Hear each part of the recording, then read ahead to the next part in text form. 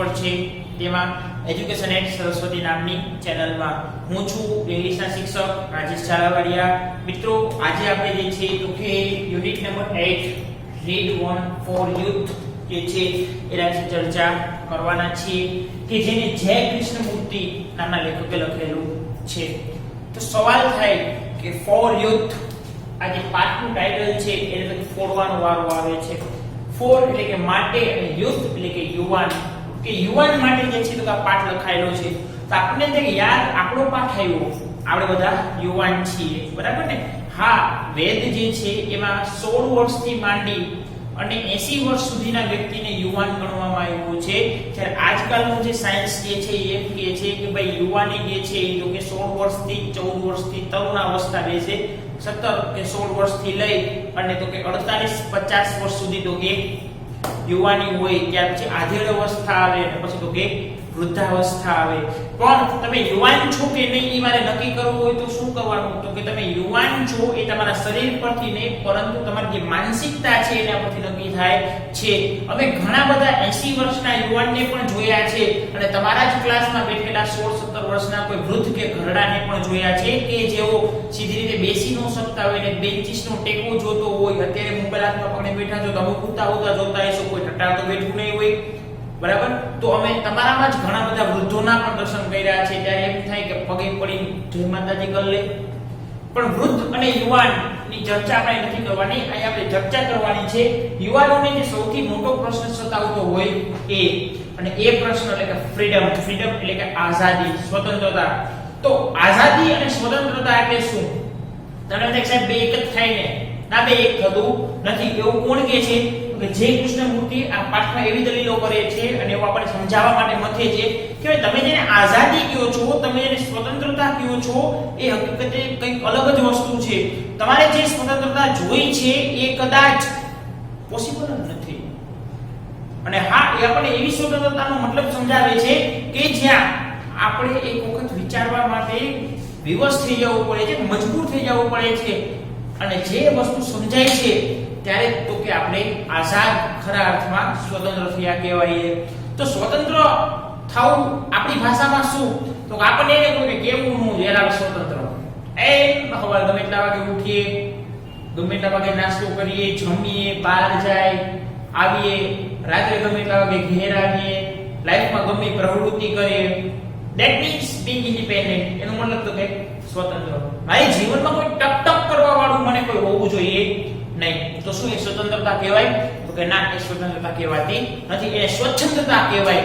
કે સ્વચ્છંદી બની ગયેલું બાળક જે છે એ તો કે કોઈની કેર કરતું નથી. જ્યારે સ્વતંત્ર બનેલું બાળક જે છે એ પોતાની સાથે પોતાની આસપાસ જેટલા લોકો હોય એનું પણ ધ્યાન રાખતું જાય છે. તો આજે વાત કરીએ આપણો પાઠ કે જે ફોર યુથ શ્રી કૃષ્ણમૂર્તિ દ્વારા લખાયેલો છે. જય કૃષ્ણમૂર્તિ કહે છે, I would like to discuss with you the problem of freedom. I would like to discuss કે મને ચર્ચા કરવી ગમશે with you એટલે કે તમારી સાથે the problem of freedom. Problem of freedom એટલે કે જે સ્વાતંત્ર્યની જે સમસ્યા છે તે. અહીંયા with you એટલે કોણ? તો કે તમે અને હું બે આવી જાય છે. અહીંયા જે લેખક જે છે પોતાના વિચાર રજૂ કરે છે અને તમને અને મને બેને કહેવા માંગે છે. તમે એક રીતે પાઠ વાંચશો ને તો લેખક ડાયરેક્ટ તમને જ આ વાત કહી રહ્યા છે એવું તો કે તમને લાગશે. લેખક કહે છે કે મને સ્વતંત્રનો જે પ્રોગ્રામ છે કે એની જે સમસ્યા છે એના વિશે તમારી સાથે ચર્ચા કરવી ગમશે. It is a very complex problem. કે આ જે છે ખૂબ જ જટિલ સમસ્યા છે. કોમ્પ્લેક્સ એટલે કે જટિલ. સ્વાભાવિક છે તમારા મતે સ્વતંત્રતા કંઈક અલગ વસ્તુ હોય, મારા મતે સ્વતંત્રતા કંઈક અલગ વસ્તુ હોય, કે તમારા માતા પિતા છે એની નજરથી સ્વતંત્રતા કંઈક અલગ વસ્તુ હોય. તો જટિલ સમસ્યા છે. Needing deep study and understanding. Needing એટલે કે જરૂર છે, ડીપ સ્ટડી એટલે ઊંડાણપૂર્વક અભ્યાસ, એન્ડ અન્ડરસ્ટેન્ડિંગ એટલે કે સમજદારીની. કે આ કોમ્પ્લેક્સ પ્રોબ્લેમ જે છે ફ્રીડમ નામનું એને સમજવો હોય તો જેને સ્વતંત્ર થવું છે અને જેને થવા નથી દેવા, કે જેને ફ્રીડમ વિશે ચર્ચા કરવી છે બધાને એક ડીપ નોલેજ હોવું જોઈએ અને સાથે સાથે અન્ડરસ્ટેન્ડિંગ હોવી જોઈએ. આગળ વધીએ. We hear much talk about freedom, religious freedom and the freedom to do what one would like to do. We hear much, ઘણું બધું. આપણે ઘણી બધી વસ્તુ ફ્રીડમ વિશે સાંભળીએ છીએ. દાખલા તરીકે તો કે કઈ ફ્રીડમ છે તો કે રિલીજીયસ ફ્રીડમ, ધાર્મિક સ્વતંત્રતા. આ એક મુદ્દો એવો છે પેચીદો કે જેનું ક્યારેય સોલ્વ આઉટ થઈ શકે નહીં. જો બે પક્ષ સામસામે રાજીને રેડી હોય તો અને તો જ જે છે આ મુદ્દાઓનો તો કે ઉકેલ આવી શકે છે. રિલીજીયસ ફ્રીડમ, દરેકે દરેક ધર્મમાં કંઈક ને કંઈક મર્યાદાઓ હોય છે જે આપણે પાલન કરવી ગમતી હોતી નથી. આપણે એમાંથી છૂટવા માંગતા હોય, એક નીકળી છટકવા માંગતા હોય. આ religious freedom and freedom to do what one would like to do. અને આપણે એવી ફ્રીડમ જોઈએ છે what one would like to do, what કે જે વન લાઈક ટુ ડુ કે આપણે કરવું ગમે છે. આપણને જે કરવું ગમે છે એની આપણને ફ્રીડમ મળે, આપણે એવી ફ્રીડમની વાત કરવી છે. ફરીથી કે વી હિયર મચ અબાઉટ ફ્રીડમ, કે આપણે ઘણી બધી વસ્તુ ઘણી બધી વાતો ફ્રીડમ વિશે સાંભળીએ છીએ. દાખલા તરીકે રિલીજીયસ ફ્રીડમ હોય, ધાર્મિક સ્વતંત્રતા હોય, અને એક એવી ફ્રીડમ કે જેમાં કોઈ વ્યક્તિને ગમતું કરવા દેવાની છૂટ આપવી જોઈએ. Volumes have been written on all these by scholars. Volumes, તો volumes એટલે શું?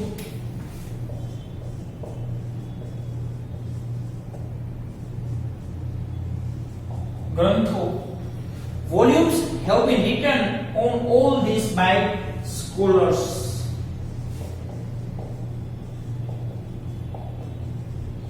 પંડિતો અથવા જ્ઞાની લોકો. કે આજે ફ્રીડમ જે છે એ પર ઘણા બધા પુસ્તકો ગ્રંથો લખાઈ ચૂક્યા છે. કોના દ્વારા? પંડિતો કે જ્ઞાની દ્વારા. તરત સાહેબ વોલ્યુમ એટલે પુસ્તકો થાય તો કે હા, જો તમે કોઈ પુસ્તક આપણે અહીંયા તો નથી ચલાવવાનું, લાઇબ્રેરીમાં જાઓ ને એ પુસ્તકના 4 ભાગ હોય ને તો વોલ્યુમ નંબર 1, વોલ્યુમ 2, વોલ્યુમ 3 અને વોલ્યુમ 4 એક 4 ભાગમાં હોય. આપણે પાર્ટ 1, પાર્ટ 2, પાર્ટ 3, પાર્ટ 4 કહીએ તો પાર્ટ કયો કે વોલ્યુમ કયો કે એક જ થાય. કે ઘણા બધી પુસ્તકો જે છે એ તો કે સ્કોલર્સ છે, જે જ્ઞાની લોકો છે, જે ભેજાબાજ ને છે એના દ્વારા તો કે લખાઈ ચૂક્યું છે. એને ઘણા બધા લોકોએ ફ્રીડમ વિશે ઘણી બધી વાતો કરી દીધી પણ આપણને એકે ગળાથી ઉતરી નથી એવું લેખક કહે છે. આપણે આગળ વધીએ.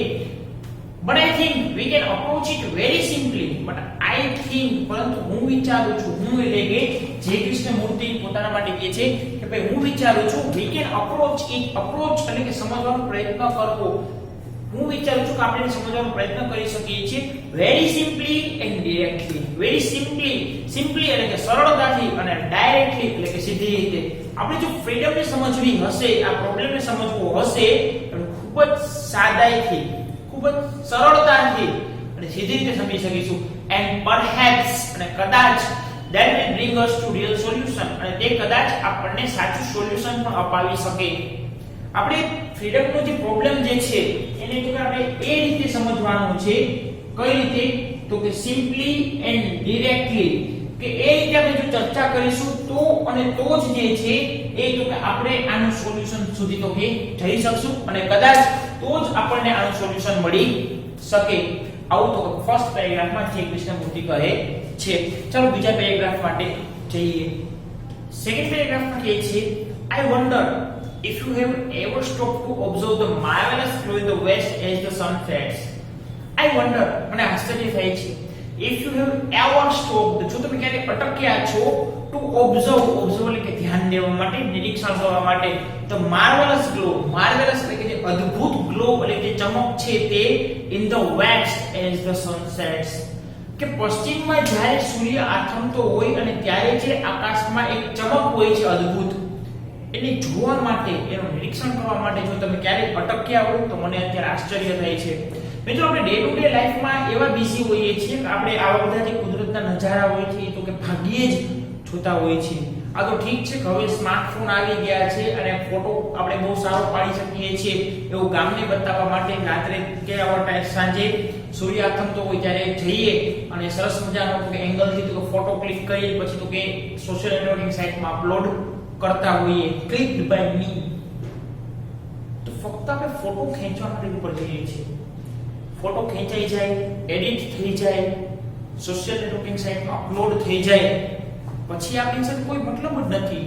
પણ તમે ક્યારે ધાબા ઉપર ચડીને કે કોઈ નદી કાંઠે કે કોઈ પર્વતીય વિસ્તારમાં જઈ અને સૂર્ય જ્યારે આથમતો હોય પશ્ચિમ દિશામાં અને તે સમયે જે આકાશમાં જે લાલાશ હોય, જે ચમક હોય, એ બસ કાંઈ નહીં, ફક્ત તમે જ શાંતિથી બેસીને ચમક સામે કોઈ જોયું છે? તમે ક્યારે એવું ધ્યાનથી નિરીક્ષણ કર્યું છે? જો આ કર્યું હોય તો લેખક કૃષ્ણમૂર્તિ એમ કહે છે તો મને આશ્ચર્ય થાય છે, કારણ કે એવું આપણી પાસે ટાઈમ છે જ નહીં. આગળ વધીએ. With the shy young moon just over the trees, with the shy young moon, A young moons, young એટલે કે નાનો અથવા યુવાન થાય, પરંતુ અહીંયા young જે છે એટલે કે ઉગતો ચંદ્ર, એ shy એટલે કે શરમાળ, શરમાળ એટલે કે શરમ આવવી એટલે શું? તો કે આપણે શરમ આવતી હોય મીન્સ કે આપણે ક્યારેક એવા કપડાં પહેરેલા હોય કે આપણે કોઈ એવી કાંડ કરેલું હોય, આપણે મોટાઓની સામે આવતા શરમ આવતી હોય, તો જ્યારે સૂર્ય આકાશમાં હોય ત્યારે ચંદ્ર મોટા ભાગે જે છે તો કે બહાર આવતો હોતો નથી, દેખાતો હોતો નથી. પછી સાય અને યંગ મૂન છે over the trees, over the trees એટલે કે વૃક્ષોની ઉપર રહેલો પેલો જે શરમાળ અને યુવાન ચંદ્ર છે, એટલે કે પેલો જે આછો અને ઉગી રહેલો ચંદ્ર જે છે એ સાથેનો આકાશ જોવા માટે તમે જો ક્યારે અટક્યા હોય તો મને આજે આશ્ચર્ય થાય છે. Often at that hour the river is very calm. Calm એટલે કે એકદમ શાંત. હંમેશા આ સમયે એક નદી હોય ને એકદમ શાંત બની ગઈ હોય. And then everything is reflected on its surface. Reflected. તો reflect એટલે શું?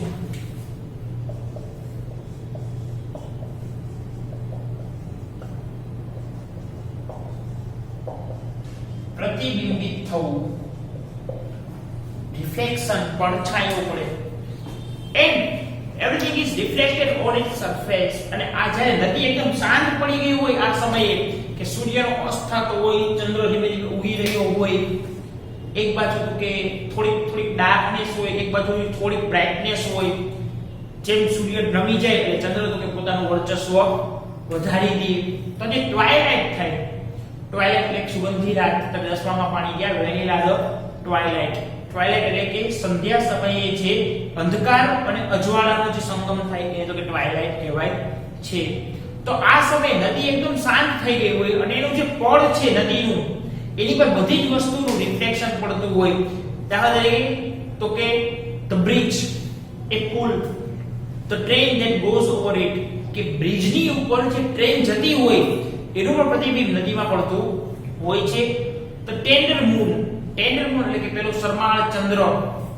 એન્ડ પ્રેઝન્ટલી અને અત્યારે એઝ ઇટ ગ્રોઝ ડાર્ક, અને જેમ જેમ અંધકાર વધે ધ સ્ટાર્સ, અને ક્યારેક આકાશના જે તારાઓ જે છે એનું પણ રિફ્લેક્શન નદીમાં પડતું હોય છે.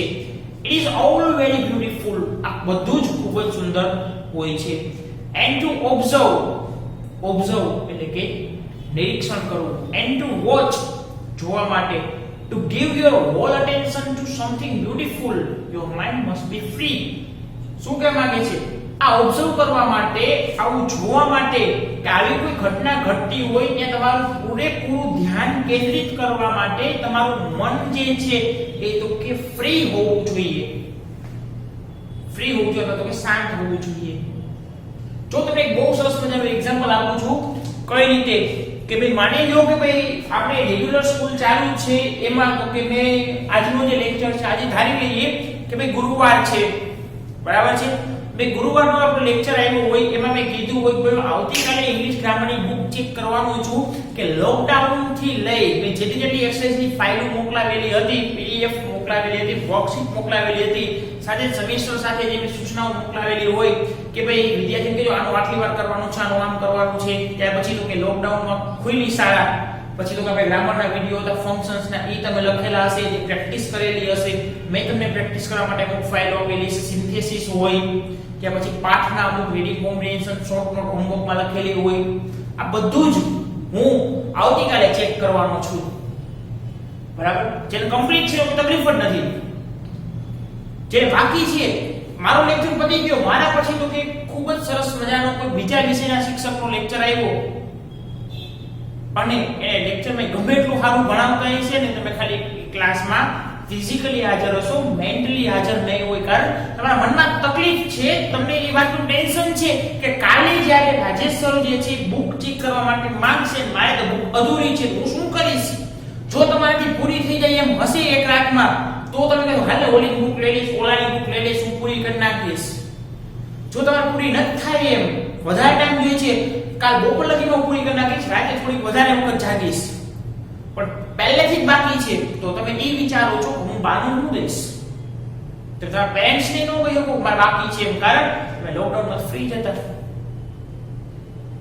તો તમારું માઇન્ડ જે છે એ એક્ટિવ જે બહાનું જે છે એ તો તમારે બનતું હોય છે અને શિક્ષક ક્લાસમાં ગમે એવું સારું ભણાવતા હોય છે તો ધ્યાન એમાં નહીં હોય. ચાલો મારો લેક્ચર પતે છે પછી ઓકે તમને પીટી માટે કે રમત રમાડવા અમે નીચે મેદાનમાં લઈ આવીએ છીએ ત્યારે પણ રમતમાં બહુ એટલું બધું ઇન્ટરેસ્ટ નહીં હોય અને એનાથી વિપરીત પરિસ્થિતિ કે હું માંગુ એ પહેલા જ મારી બુક તમારે કમ્પ્લીટ હોય અને હું એમ કહું કે આવતીકાલે હું બુક ચેક કરવાનો છું, તમારે એક અક્ષરે હવે વધારે ઉમેરવાનો થતો નથી. તો હવે પછીના કોઈ પણ શિક્ષકનો લેક્ચર આવે કે તમને નીચે ગ્રાઉન્ડમાં રમવા લઈ જાય પૂરા ઉત્સાહ સાથે તો કે રમતમાં ભાગ લેશો, પ્રવૃત્તિમાં ભાગ લેશો, કારણ તો તમારું માઇન્ડ એકદમ શાંત છે, એકદમ ફ્રી છે, કોઈ ટેન્શન જ નથી. તો લેખક કહે છે કે આવી કોઈ સુંદર ઘટના હોય છે એને નિહાળવા માટે, એને જોવા માટે, એનું નિરીક્ષણ કરવા માટે તમારું પૂરેપૂરું ધ્યાન એના પર કેન્દ્રિત કરવા માટે જે છે તમારું મન એકદમ શાંત હોવું જોઈએ અને એકદમ ફ્રી હોવું જોઈએ. And your mind must be free of preoccupations. Preoccupations એટલે શું? તો preoccupations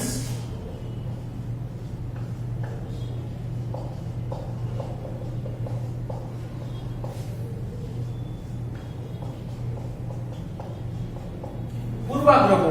કે આપણે કોઈ પૂર્વાગ્રહ ન હોવો જોઈએ કોઈ પ્રતિ. પૂર્વાગ્રહ એટલે તો કે પહેલેથી વિચારીને રાખેલો એ વ્યક્તિ વિશેનું વ્યક્તિત્વ. દાખલા તરીકે તમને જે છે કોઈ એવી રજૂઆત કરવામાં આવે કે તમારે હવે આ વિષય માટે કોઈ નવા સર જે છે એ તો કે આવવાના રહેશે, જૂના સર હતા એ તો કે કોઈ કારણસર આપણી સાથે હવે નથી, બરાબર? તો તમે જે છે કોઈ વ્યક્તિને એક્સપેક્ટ કરતા હોય કે એના વિશે તમે પહેલા લેક્ચરમાં બીજા લેક્ચરમાં એના પ્રત્યે પૂર્વાગ્રહ બાંધી લ્યો છો કે ઠીક આ તો ખાલી આટલું જ છે, આ વ્યક્તિની ભણાવવાની સ્કિલ ફક્ત આટલી જ છે, તો એ પૂર્વાગ્રહ તમારા મગજમાં એકવાર ફિટ થઈ જાય છે, પછી વ્યક્તિ ગમે તેટલું સારું ભણાવતી હોય તમે એનામાં ધ્યાન કેન્દ્રિત કરી શકવાના નથી, કારણ આ ચેન્જ તમારે સ્વીકારવો પડ્યો છે એટલા માટે. એ જ વસ્તુ છે કે સમયસર હોય કે બીજી કોઈ ફેકલ્ટીઝ હોય કે જે વર્ષોથી આ સ્કૂલમાં અભ્યાસ કરાવે છે તો એને એ કોઈ પણ ક્લાસમાં જશે દરેક વિદ્યાર્થીના મનમાં પૂર્વાગ્રહ એવો જ હશે આ સાહેબ બહુ સારું ભણાવે છે, મજા આવી ગઈ એના લેક્ચરમાં. તો સ્વાભાવિક છે તમને મજા જ આવવાની છે, તમે એમાં પૂરા ધ્યાનથી ભણવાના છો, કારણ કે એ વ્યક્તિ જ્યારે ક્લાસમાં હાજર હોય છે ત્યારે તમારા મનમાં એના પ્રત્યે કોઈ પૂર્વાગ્રહ હોતો નથી. પણ જો કોઈ વ્યક્તિ વિશે પૂર્વાગ્રહ બંધાઈ જાય કે કોઈ ક્લાસમાં નવી વ્યક્તિ આવી હોય, એડમિશન થયું હોય અને તમારી સાથે કંઈક ચણભળ થઈ ગઈ હોય કે અથવા કોઈ પાસેથી અફવા સાંભળી અને તમે એના વિશે કોઈ નક્કી કરી લીધું કે આ આટલું જ છે, આને કઈ જાજી ખબર પડતી નથી, તે વ્યક્તિ કદાચ દિલથી પ્રયાસ કરશે ને તો પણ તમે એની સાથે હળી મળી શકશો નહીં, કારણ તો કે કોઈ વસ્તુને જોવા માટે, ધ્યાન દેવા માટે તમારું માઇન્ડ જે છે એમાં પૂર્વાગ્રહોથી તો કે મુક્ત હોવું જોઈએ. આગળ વધીએ. It must not be occupied with must it not left સવાલ પૂછે છે કે must it એટલે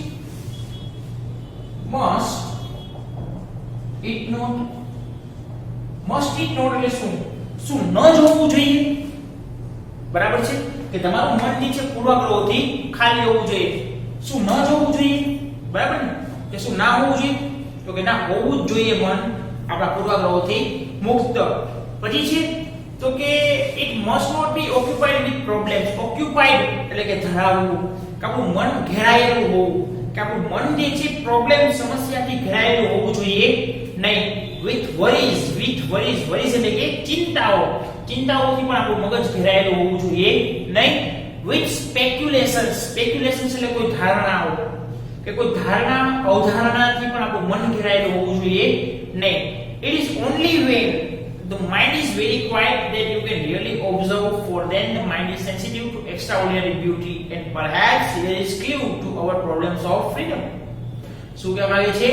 it is only when, આવું ત્યારે જ શક્ય બને છે when, જ્યારે the mind is very quiet એટલે કે એકદમ શાંત, કે આવું ત્યારે જ બને છે મન એકદમ શાંત હોય that કે જે you can really observe, કે જે તમે ખરેખર ઓબ્ઝર્વ કરો છો કે તમે જોવો છો ફોર ધેન અને તેના માટે the mind is sensitive to extraordinary beauty અને ત્યારે તમારું માઇન્ડ જે છે તમારું મન જે છે એ લોકો જે એક્સ્ટ્રાઓર્ડિનરી બ્યુટી છે એટલે કે જે અદ્ભુત સૌંદર્ય છે એના પ્રત્યે સેન્સિટિવ થાય છે સેન્સિટિવ એટલે કે એના પ્રત્યે તો કે લાગણીશીલ બને છે અને તમે ખરેખર એનો અનુભવ કરી શકો છો એન્ડ પરહેપ્સ અને કદાચ હિયર ઇઝ ક્લુ એટલે કે હિન્ટ અને કદાચ અહીંયા આપણને હિન્ટ મળે છે to our problem of freedom આપણે જે ફ્રીડમ નો જે પ્રોબ્લેમ આપણે જે ડિસ્કસ કરીએ છીએ કે આ ફ્રીડમ જે છે